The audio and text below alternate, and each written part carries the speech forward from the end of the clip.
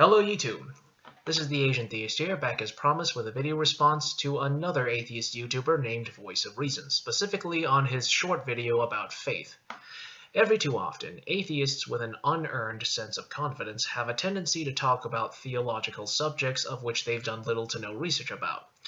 This does not necessarily mean that they're stupid. In fact, many of them are actually quite knowledgeable.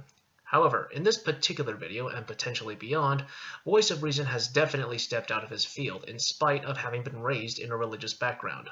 Let's take a look at the video in question. You just have to have faith. But why? Why would a God expect us to believe by faith? I'm not sure you and I have the same idea on what faith is. Faith is a terrible reason to believe in anything. Every religion that ever existed believed by faith, and they all believed in different gods. If you're referring to the blind faith where people have to believe in teachings based on some unproven authority, then I completely agree with you. However, that's not the type of faith used in the Bible. That makes no sense. That shows that faith is unreliable. While the word faith can and has been used for believing in something without any apparent reason to, it is not the only definition applicable to the word. I'm sure you already know this, but the Bible was not originally written in English, and the word translated as faith is called pistis, or pistis, whichever you prefer, which can also be used to personify reliability. Look it up. Furthermore, certain words can have different meanings in different situations. An example outside of the Bible can be the word stoicism, for instance. If you look up what stoicism means, the definition might say something like to endure hardships or pain without complaining. However, anyone who has seriously read on the philosophy of Stoicism would consider this definition inadequate, as enduring hardship is only part of the puzzle. Imagine if science or math worked that way. One guy believes 2 + 2 = 4, and another guy believes 2 + 2 = 6. Nothing would work. Nothing would get done. Indeed, which is why the good book tells us how to identify false prophets, and how prophets like Gideon, for instance, requested for proof that their revelations were genuine. But it's even worse than that. The Bible extols faith as a virtue. Blessed is he who seeth not, and yet believeth. Yet another example of atheists and fundamentalists taking a verse out of context. If you had read the whole chapter where that Bible verse came from, John 20, it was obviously not referring to blind faith. Here's a brief summary of the events leading up to this verse. Virtually everyone close to Jesus, except Thomas especially, has had the opportunity to see and examine the risen Jesus personally after his crucifixion and death.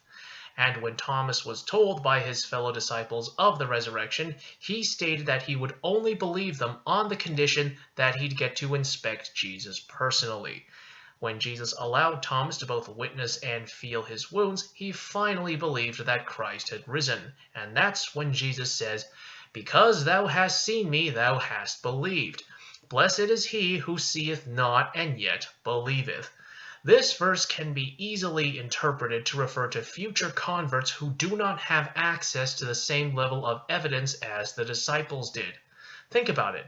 Thomas was already part of Jesus' inner circle. He observed miracles personally, among them being the resurrection of Lazarus, and was with the disciples long enough to know he could trust them. He already had sufficient evidence to know that the resurrection took place. In other words, he was not being reprimanded for demanding proof. He was being reprimanded for being unreasonably excessive in his demands.